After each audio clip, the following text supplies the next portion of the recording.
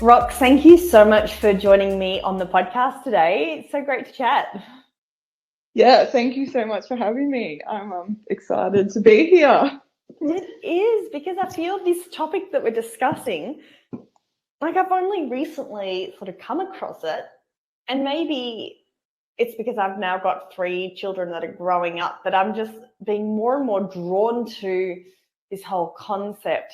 So I'm excited to chat today. Let's start off. I want to know what led you to considering conscious parenting? This is a, a hard question because it's a lot of different layers that have all kind of merged together, I guess, over time. So my oldest she's 4.5 now. So yeah, it's been like an ongoing journey to get to where I am now. As motherhood is, it's a journey, and I definitely like the first initial part of the journey was definitely a bit hard to start off. Like I had my first birth was a traumatic birth, and that led me to being diagnosed with birth trauma and complex post-traumatic stress disorder, from layers of childhood trauma that I really like I knew was there, but it's something that you don't, you kind of tend to suppress. And as motherhood does, I feel like it unravels us and makes us acknowledge things that, from our own past childhood. And yeah, I guess like that was the start of it. And then I actually knew nothing about complex PTSD, and I really didn't know about trauma. I didn't understand triggers. I didn't really even understand trauma. All I knew was like the basics of, people that come home from war would get post-traumatic stress disorder. So yeah, I think I started to really want to understand myself, and I wanted to be more present with my daughter and my baby. And yeah, I guess that led me to learning a lot about, I was doing my own research. I was reading lots of books, listening to lots of podcasts, just learning as much as I could. And the more I kind of learned, the more I kept seeing, it's every trauma like we all, I guess, face. It comes back to how we were raised as children, and the initial like needing that connection and how important that connection is in early childhood. And I guess that I kept coming back to that. And then I started wanting to, give my children the best connection early in life. And so for me, I kind of kept coming back to the word connection, and I was like, well, that's it. And then I started realizing it's a whole way of parenting, is connected parenting. But that is hard to do when you're going through just learning to become a mother, and just trying to survive each day. Yeah, being sleep deprived. Yeah, absolutely. And you've just brought up so much, which I'd love to dissect a little bit more. But firstly, sorry to hear you did have such a rough start to motherhood.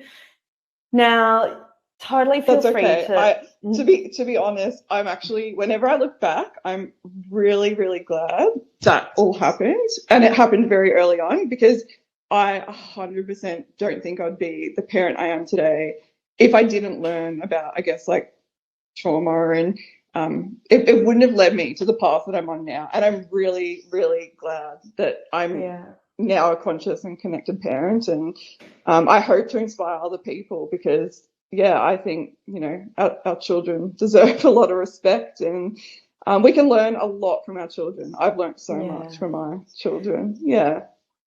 Now, just so that the listeners can understand, and again, feel free to only like share what you want to share, or feel free, we can skip over this question. But you mentioned there was a trauma, just so that listeners can understand, like, what did the trauma, what was it for you? Like, how did you feel? What was traumatic? Like, what were you going through at the time?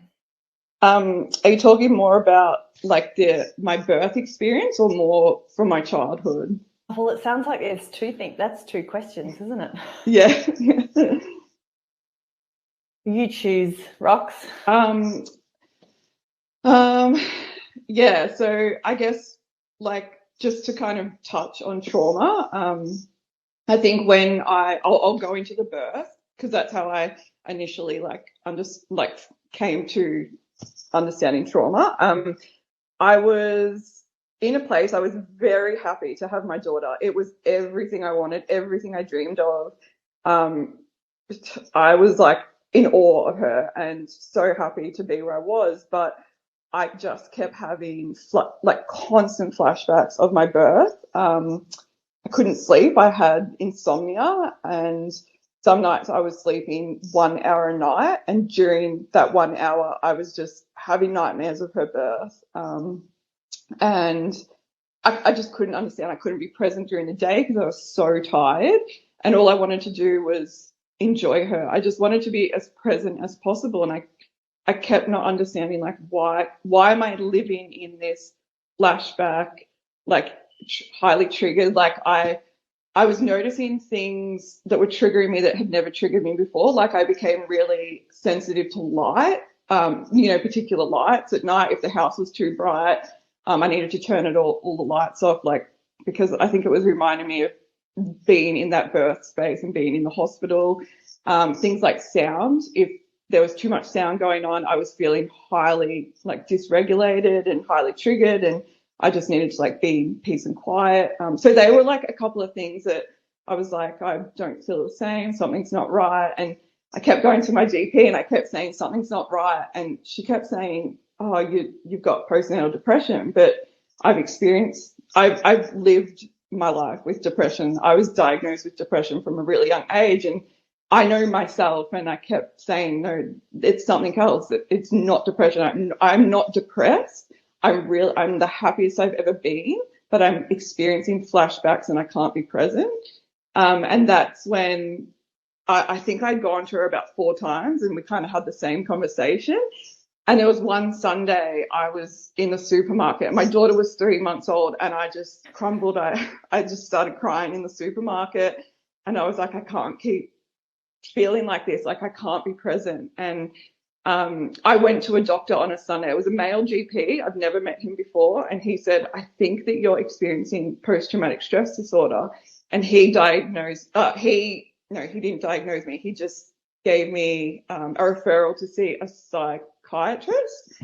And that's when, it was just 1 hour appointment with my psychiatrist, and she went over my childhood, and that's when it came up as, this is all related to complex post PTSD. And and then I think that's when I started being like, okay, what is this? And went into therapy, and I've learned a lot, and I'm really grateful that I have, really.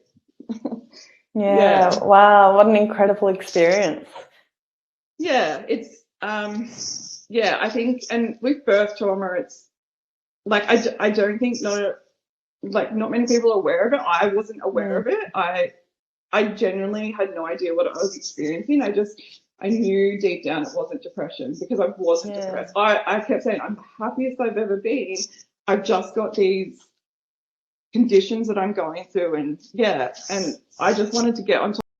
I could enjoy my time with my baby, because I was happy, and I was just dealing with these triggers, and it was making life really difficult, being really sleep deprived and being triggered all the time.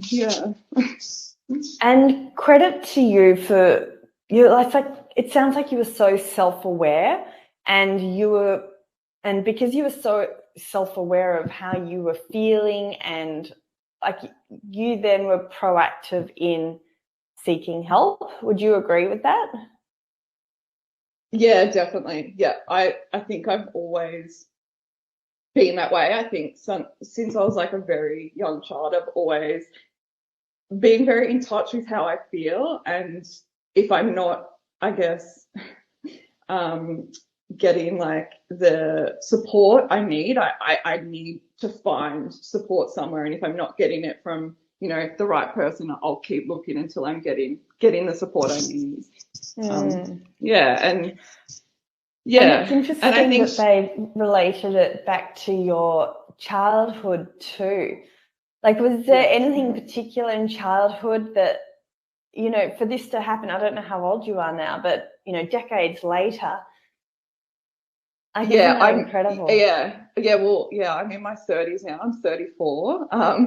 And like, I don't want to go like too much into my childhood, but yeah, it's a lot of like, there's some big things and there's the little things. So in psychology, they do talk about there's two types of trauma. So there's the big T trauma, which is big things, whether it's like a loss of a family member or flooding or fire, some sort of devastation, or like a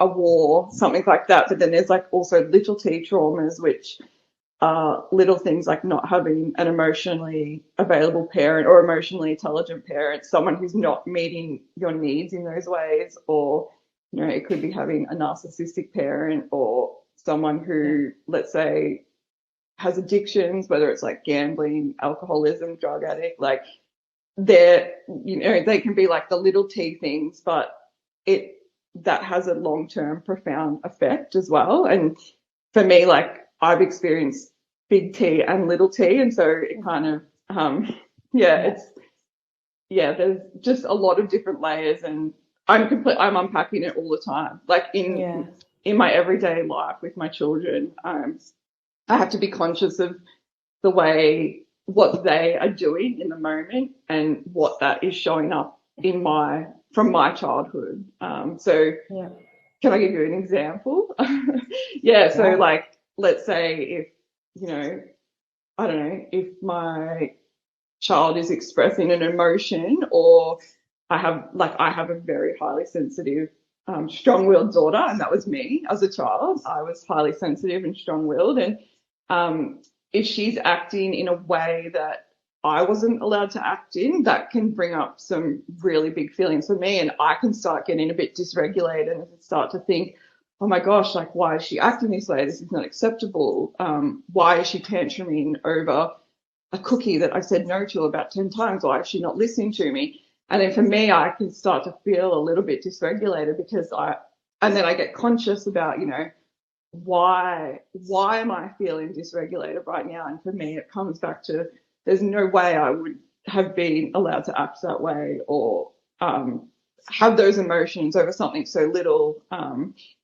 And I have to really stop and, say to myself, this is not about my child right now. This is about my inner child and how I am feeling that I wasn't allowed to feel. And I have to kind of give grace to myself and, I guess, be, I don't know the right word, but be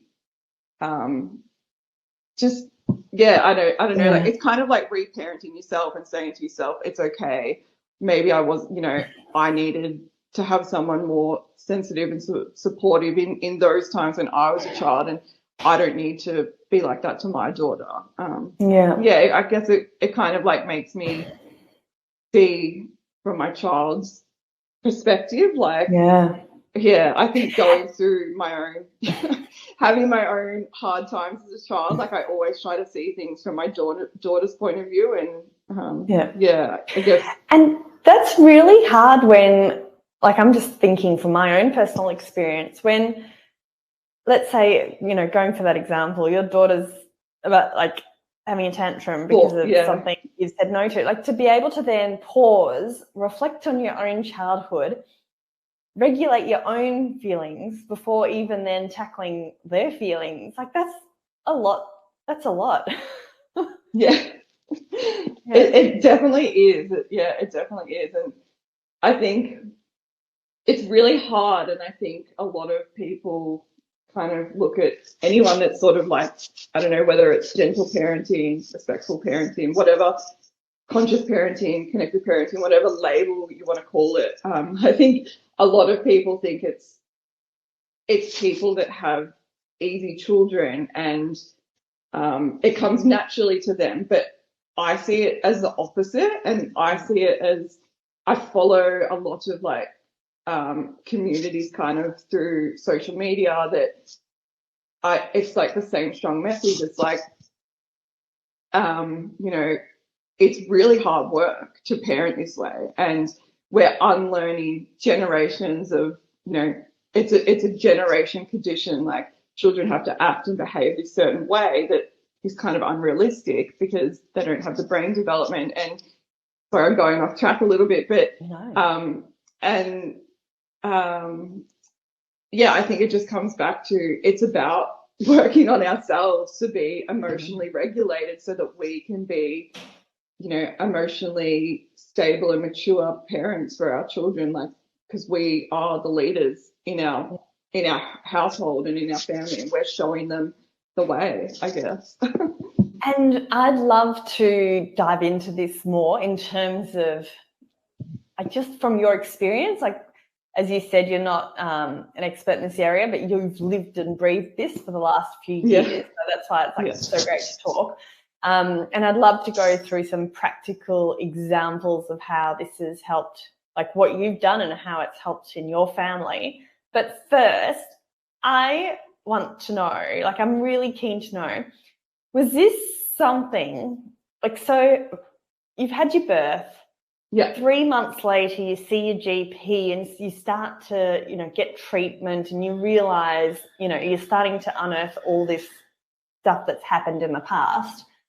What stage did you, like, was there a moment when you decided, okay, I'm going to learn more about conscious parenting? Like, was there a pivotal moment, or was it more of a gradual? Yeah, there was definitely a few very, very strong moments. Probably my first one was, like, as I was saying before, my daughter is very highly emotional and she's very strong-willed, and I'm glad she was my first child because she led me to this. So the way she went from, there was like 1 minute she's a baby and she has these very basic needs. It's like changing a nappy, you know, attending to her cries, feeding her. It's like the most basic sort of things. But then all of a sudden, just overnight, she went from being this baby to next minute she's a toddler and having these tantrums that I just felt lost, like completely lost. And I just remember being really reactive straight away, like, because I was like, what is happening right now? What are these? But, you know, I viewed them as behaviors instead of she's emotionally dysregulated and needs support. And at the time I was like being reactive and probably yelling, and I just remember always feeling like this is not how I wanted to parent. I knew from a very young age I didn't want to parent the same way I was parented. I knew always that I wanted to be a safe place for my children, and I wanted them to always feel loved and nurtured and cared for and safe. And I just remember being like, I don't know where to go from here, and I need help and I need support. And I think I learned, like, no one tells you how to manage a toddler's emotions and tantrums and behaviors. Like, it's something that you kind of have to, like, go out and do the research and find what really works for your family. And there was, like, that was my first initial, like, I need help and where do I start looking? And I started listening to a few podcasts on, I think it was more like gentle parenting and reading books. And I just remember I constantly thought, like, that's too hard. Like, they were always like, it's about looking after yourself and it's about, you know, breathing through their tantrums. And I was like, but that's impossible, like, because it goes for so long. And, you know, sometimes my daughter was tantruming for like an hour straight and I was like, I'm not coping. I need more help. And it's not, you know, it's not easy just to breathe through that.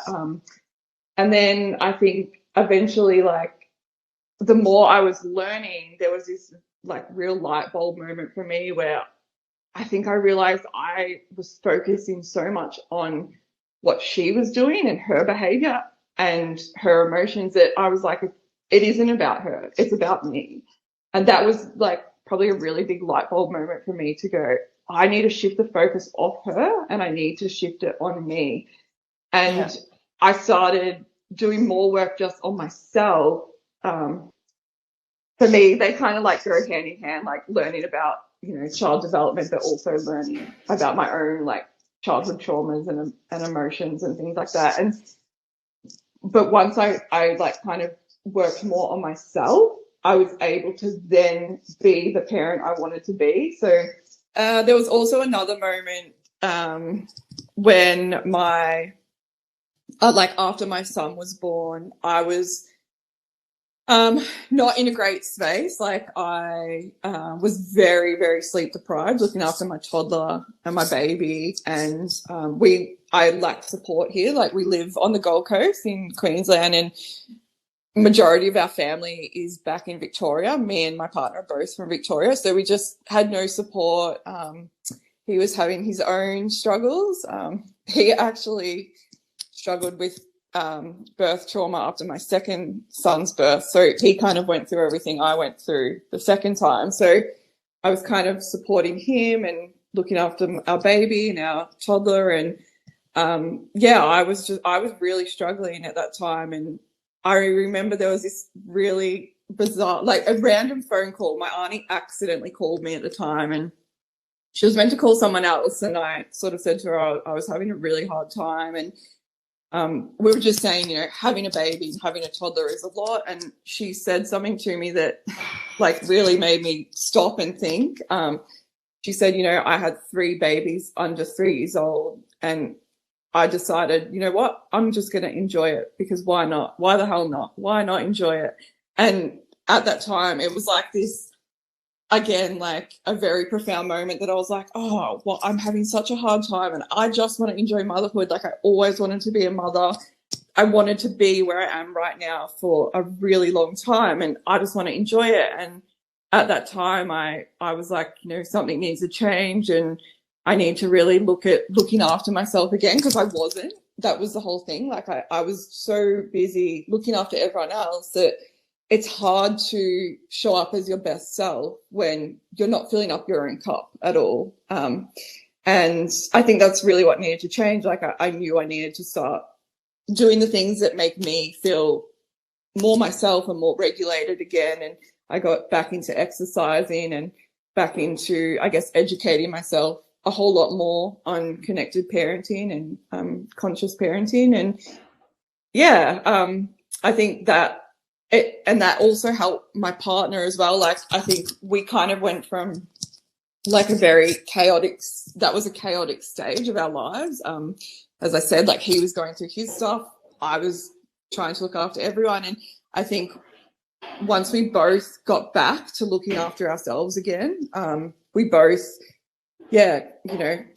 came to this a much more calmer and conscious household, and we're all able to kind of support each other now, where before that we were probably all like triggering each other and reacting from each, like, you know, you can react off each other's emotions, where now it's like when one of us, whether it's my 20-month-old child or my partner or me, like if one of us are having a really hard time, we all kind of come together to look after each other.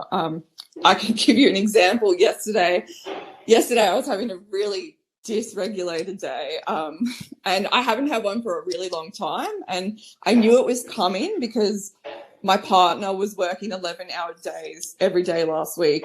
I was doing everything for my 2 kids. I had no time to do the things that make me feel good, and that can happen in having a young family. It happens all the time.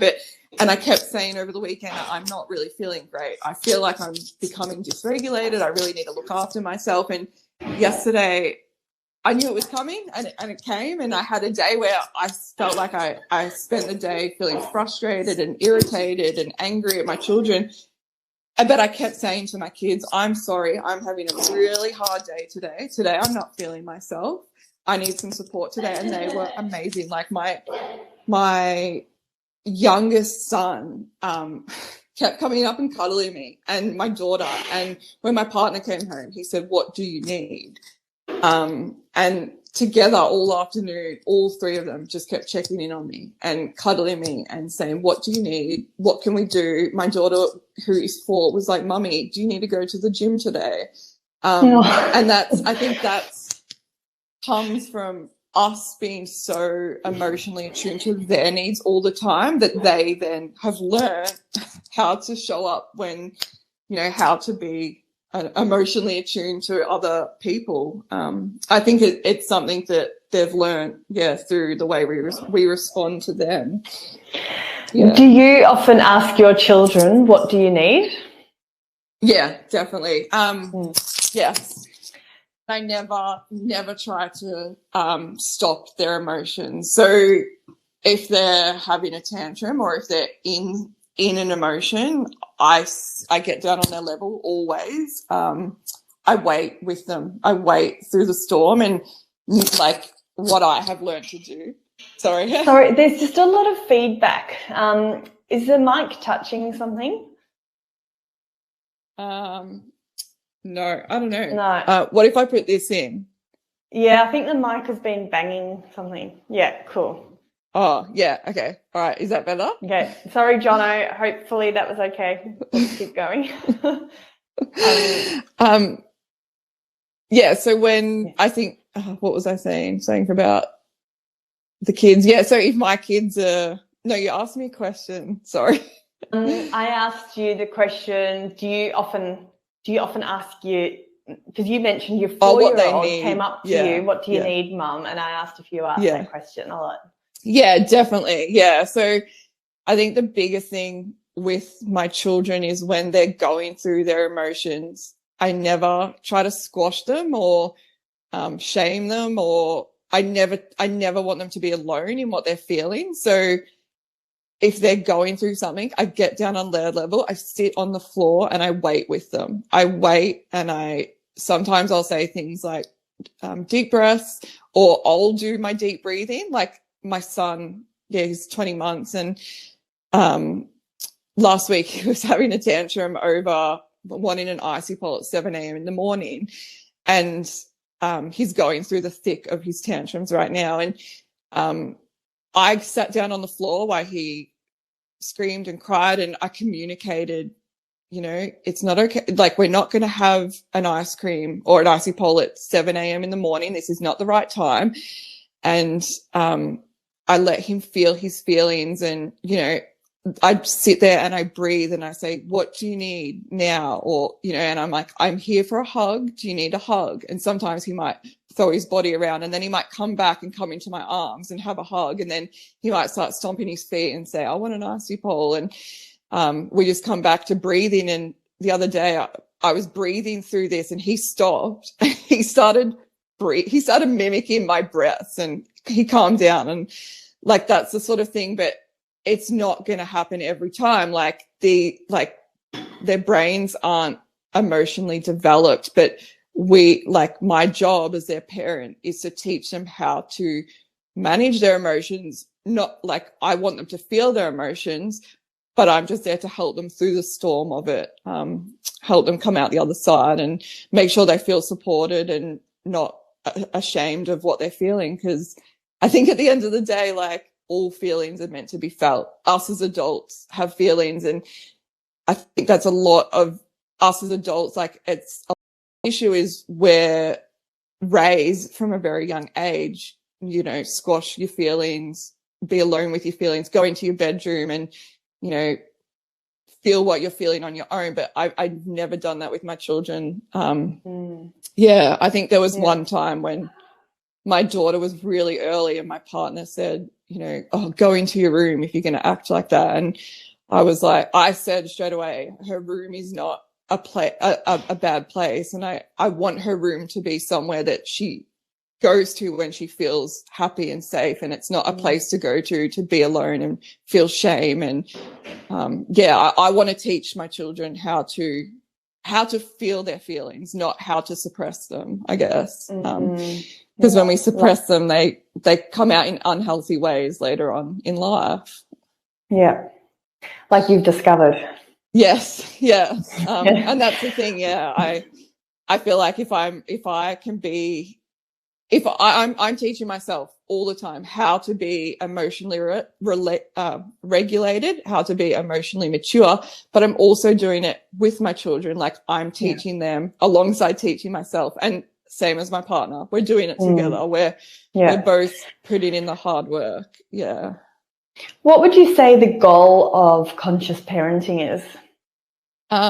Definitely to build resilient children that are very much in touch with themselves and confident in who they are and how they feel, and also how to have strong relationships throughout life, like what sort of relationships to look for, what sort of bosses, work environments to be in.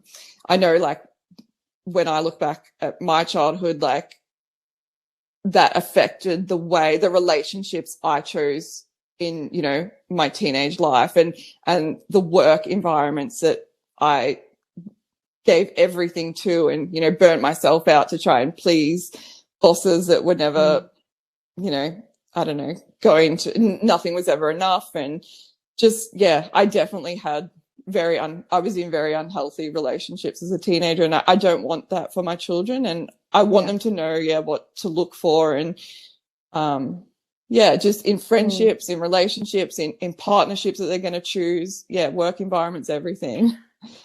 And in the short period of time that you've been consciously doing conscious parenting, so what are the benefits you've noticed with your family? Everything. Like, as I said, we're so much more connected and calmer as a family. My daughter, having a very strong-willed, highly sensitive daughter, it was really hard at the beginning for me and my partner, especially when, even for him, my partner, like, you know, he still gets very triggered about, like, when she's acting in ways that we both were not allowed to act. And I think, sorry, I've completely lost my train of thought. What was the question again? Yeah, so I was just wondering, because you've just been practicing this for relatively short period of time now, and what are the benefits you've noticed with your family? Oh, yes, yeah. So for my daughter, it's really changed her emotional well-being. Like, I feel like when at the beginning, when I was struggling with her tantrums and her behavior, I feel like the more I kind of pushed back on that, the worse she got. So the more emotional she was, the more dysregulated she was. So now, anytime she's feeling emotional or dysregulated, I lean into that. I don't try to stop it. The more I lean in and connect with her, the more the sooner her emotions, like, pass, the sooner she's back to her more regulated self, the sooner we can all kind of move on and become calm again. So, and we do it for each other. So if there's an afternoon where both the kids are, because, you know, we're in the thick of it. We've got a 4-year-old and an almost 2-year-old. So we're very much in the thick of all their feelings and emotions. And if there's an afternoon where they're both, you know, if we're inside and we're trying to do jobs and they're both feeling a bit dysregulated, we're like, okay, we're 10 minutes from the beach. Let's jump in the car. Let's go down the beach, and we all go and move our bodies together. We start playing Tiggy or, you know, Chasey or whatever it is on the beach. We all just run around together and get our bodies moving, and we release all of that dysregulatedness. And then as soon as we get in the car, like, everyone is so much calmer just from being out in nature, having fun, getting connected. And and we just always come back as a more connected family. And the kids are always, like, coming back laughing and giggling, and Lily's like, oh my God, that was so much fun. Where when we were going there, she maybe was really highly emotional and sensitive. And but there's lots you can do, like little things, like, you know, even if you're inside and your kid's dysregulated, like, sometimes it's just changing the environment. Like, for my son, because he's so young, it might just be moving him out into the backyard. And it's just little things. Or it's like, if the TV has maybe been on for a little bit too long and the kids are coming a bit dysregulated, I'll be like, let's start painting, or let's read a book, or let's change what we're doing to a more connected creative thing, whether it's reading or painting or coloring or something that brings us together and makes us all a bit more regulated. it can be really anything, moving your body, taking the kid, like just getting outside and taking them on their bike or their scooter, or yeah. That's interesting. So you've just mentioned about 4 examples of conscious parenting, and they've all gone back, like they've all been different examples, but they've all related back to being a bit more connected with your kids. You know, you're taking them outside into nature, getting them into the back garden and playing with them. You're doing a board game or something, you know, after you've had TV together. So it's really interesting. That's at the heart of it. Yeah. It always, for me, it always comes back to connection. And I always say, this is something I always say to myself, is connection before correction. So what I mean by that is, let's say if they're like displaying, because when they're young and they're highly emotional, sometimes like they're having like an out of body experience sometimes, and they can be like, you know, throwing their bodies around, or maybe for my daughter, it might be throwing something. And I'll always say, okay, I need to connect with her first, and then I will correct that behavior. So first I'll come in with the connection, like, you know, getting her back to a more regulated state. And then I can come into, okay, well, it's okay that you felt that way, and I understand you felt that way, but we do not throw things, but it's not safe to do that. You know, even with like having a little sibling, like he might take a toy off her and she might get really angry, and you know, I'll talk to her about it, but it's always the connection first. So I'll come in and be like, okay, so you're playing this is what's happened, I understand you feeling that way, do that, like connect first, and then I'll come back to, but yeah, that behavior, you can't take, you know, you can't be rough with your brother like that. That's not okay. And it's easy to dive straight into focusing on the behavior. It's easy to be like, don't do that to your brother, don't do that. But they're so dysregulated that majority of the time they're not listening, or they can't take on board that feedback. So I feel like when we connect with them first, then we can correct. Okay, I understand you feel like that, but I'm sorry, we can't act in that way. And it works. Yeah. Amazing. I've got 2 questions to finish off with. Yeah. So I value your time, so thank you so much. Oh, that's okay. So this sounds like, I'm just going to be the devil's advocate here. This all sounds well and good if you've got a mum or parent who's present, has plenty of time to dedicate to the kids. You know, what happens, or what suggestions do you have for the parents who might be busy working, or have, I guess, multiple children, or perhaps you're cooking dinner and unpacking the online shop and doing a million other tasks when something erupts? Like, how do you suggest this, or what do you suggest for busy parents that we all are? Definitely slowing down, 100%, because what you just described, like I've 100% been there many times in the past. And I think for me, just acknowledging I really needed to slow down. I think, like, personally for me, I was finding myself, when I was being conscious about when am I feeling the most dysregulated, and for me it was when I was trying to do 100 things and rush out the door, and you know, taking, you know, you got kids' birthday parties, you've got meals to make, shopping to do, cleaning to do. Yeah, I think learning to slow down in a fast-paced society that like glorifies being busy and doing it all, like doing the polar opposites of that. So for me, like for our family, like we were, you know, we've had a busy week, and then every Saturday morning we were trying to get my daughter to dancing, and it became something that she didn't enjoy because we're all like rushing out the door. And every week we were like, you know, she was pushing back, oh, I don't want to go. And every week we're like, well, why don't you want to go? And she couldn't really come up with an answer. And there was one Saturday morning she finally said to me, I don't want to go, Mum, because I just want to play. I just want to be at home and I just want to play and I want to see Dad. And I realized she really hasn't seen her dad all week, and it's Saturday morning and she knows he's home, and I'm trying to get her to go to dancing because I think that that's what's good for her. And I think that that's what she wants to do. And then in that moment, I realized she's 4. She wants to be at home and play with her dad, and she doesn't want to do what I think is good with her. So we made the family decision, like, this isn't the right time for her to do dancing. And at the moment, she's not doing any extra curriculum activities, and she's 4 years old, which I feel like a lot of kids are doing activities at that age. But for her and for us, we realized she needs to slow down. She wants to be at home.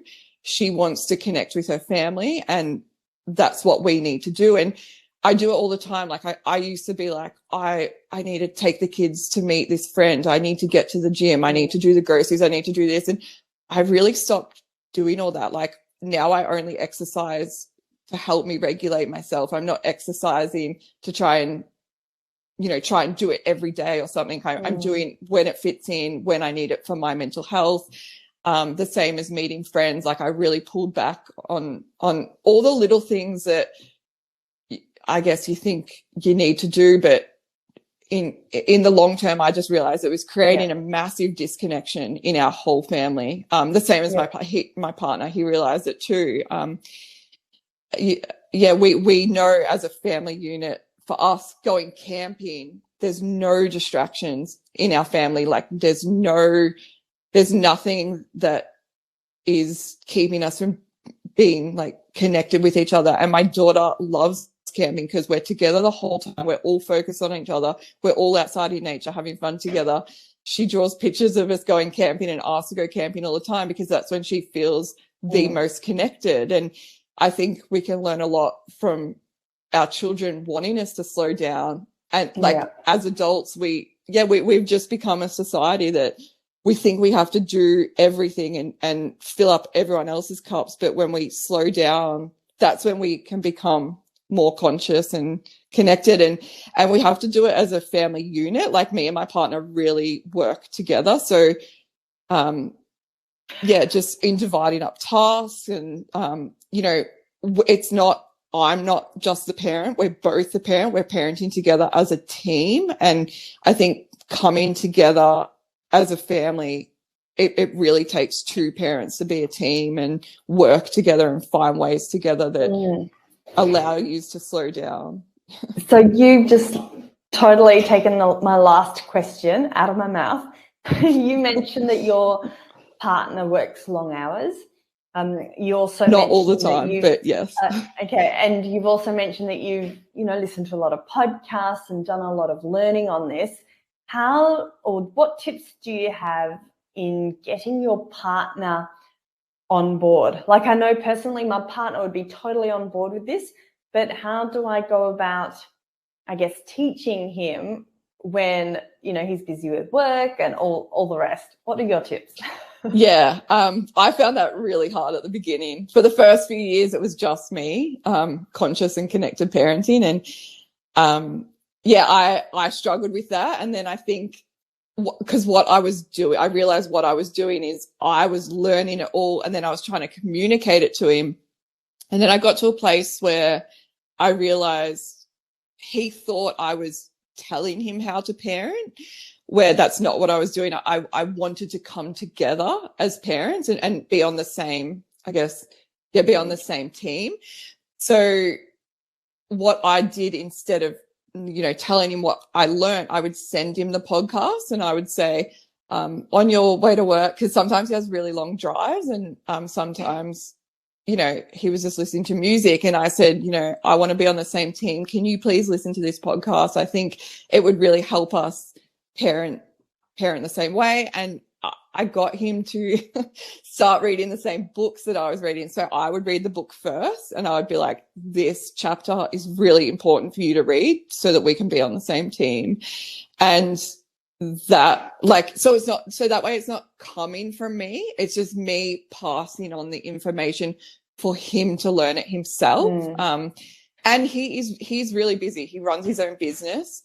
He you know, when you're in the thick of having a young family, there's not a lot of spare time. So I think we've both realized, like, we want a certain outcome for our children, and we want to have that long-term connection with our children. So for both of us, it is very important to learn right now, not down the track, when, like, we want to learn now so that we can keep that connection strong and keep the relationship strong, because at the end of the day, it's a long-term relationship, and we want to have a really good long-term relationship with both our kids. So yeah, for him, he realized as well, it is important, and I do have to learn. And he realized he was wasting so much time. I think when he kept pushing back at the beginning and saying, I have no time, you have all this time. And I'm like, but I don't. I'm listening to podcasts when I'm going to the supermarket. I might listen to one for 10 minutes on the way to the supermarket, and it might take me 3 days to get through one 40-minute podcast, but I'm choosing my time wisely. And I think he realized, like, when he was scrolling at just kind of rubbish on his phone, I was using that time to find information on how to be a better parent, how to what tools I need, how to help my children developmentally. And I think he realized, oh, well, she's finding time, so I need to find time too, because she is busy as well. She is looking after the children. And he does have time. He has lunch breaks. He has time alone in the car, and he has time when the kids are in bed as well. So you've got to make the time. Absolutely. So, number one podcast recommendation for conscious parenting? There's so many at the moment. There's one that I'm really loving. It's called the Matrescence, I think it's called. I might have to get it back to you on that one. What can we go over some books? Yep, book recommendations. Books. Yes, absolutely. My favorite book is The Whole Brainchild by Daniel Siegel. I think that's another big thing, is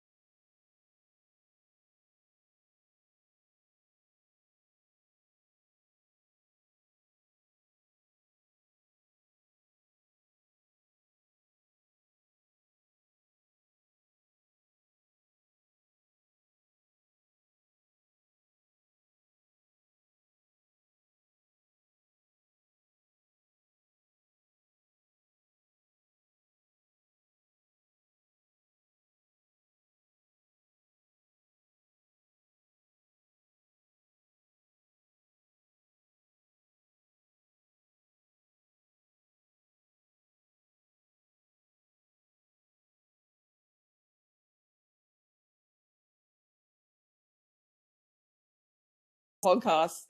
I know we could keep talking for hours. Particular ones. No, that's okay. I know we could keep talking. I feel like we've just touched the surface of all this. But I want to thank you so much for, sharing your story, putting yourself out there. I really do think some parents will benefit from listening to this podcast episode. So thank you, Rox. I hope so. How can everyone come and find you if they want to connect? Through Instagram. I share a lot on Instagram, so you can come and find me at Rox Solway, ROXSOLWAY. And I like to share a lot on connected parenting and conscious parenting, and just trying to inspire others to find that connection with your children. Thank you, Rox. Thanks. Thank you so much for having me, Kath. I really appreciate it. We'll chat to you soon. Thank you. Thanks all right, for listening bye. to the Fitness Mama podcast, brought to you by the Fitness Mama freebies, found at www.fitnessmama.com/free. So please take a few seconds to leave a review, subscribe so you don't miss an episode, and be sure to take a screenshot of this podcast, upload it to your social media, and tag me at FitnessMama so I can give you a shout out too. Until next time, remember, an active pregnancy, confident childbirth, and strong postnatal recovery is something that you deserve. Remember our disclaimer, materials and contents in this podcast are intended as general information only and shouldn't substitute any medical advice, diagnosis or treatment. I'll see you soon.